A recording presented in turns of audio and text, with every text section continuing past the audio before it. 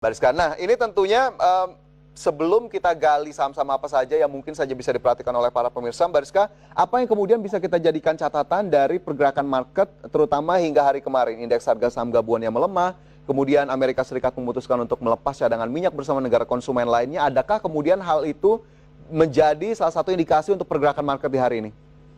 Ya, tentu Mas Fajar. Memang beberapa indikator yang tadi Mas Fajar sampaikan ini juga akan mempengaruhi kondisi pergerakan market hari ini. Tapi kalau saya melihat bahwa pelemahan yang terjadi pada perdagangan kemarin itu pelemahan sebesar 0,68%, merupakan pelemahan yang wajar ya di tengah kita sempat menyentuh all time high-nya selama 2 hari berturut-turut. Saya malah melihat dari perspektif yang relatifly berbeda, karena market ini sekarang masih potensinya masih cukup baik, apalagi kita menjelang Desember nanti ada window dressing, dan window dressing sendiri ini kita sudah mulai terlihat sebenarnya dari waktu akhir Oktober, di minggu ketiga dan minggu keempat Oktober itu indeks harga saham gabungan juga sudah mulai pergerakannya menguat. Kemudian berbicara mengenai Biden sendiri ya, terkait dengan Jerome Powell kembali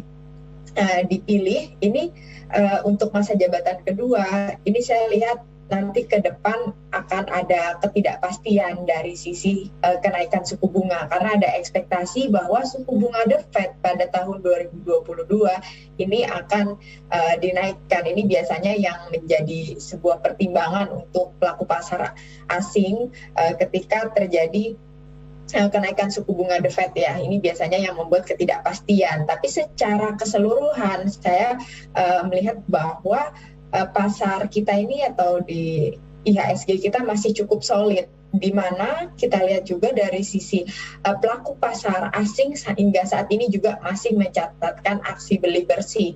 Dan tadi ketika kita kaitkan mengenai harga minyak, di mana untuk minyak sendiri ini kan dari sisi Amerika Serikat untuk menanggapi dari yang terjadi di OPEC ya, seiring dengan harga minyak yang saat ini sudah relatif tinggi. Amerika Serikat di sini bersama dengan Korea Selatan, kemudian juga bersama China, India, Korea Selatan dan Jepang ini kan secara bersama-sama ingin melepas stok minyaknya secara terkoordinasi untuk membuat harga relatif stabil, karena harga saat ini juga bisa dibilang harganya cukup tinggi. Jadi untuk ke depan untuk minyak saya lihat ini harganya nanti akan berada di harga keseimbangan. Jadi yang saat ini kemarin naik 3%, ini lama-lama nanti akan mengalami penurunan. Saya melihat ada potensi penurunan untuk harga minyak itu sendiri, gitu kurang lebih Mas Fajar. Kemudian juga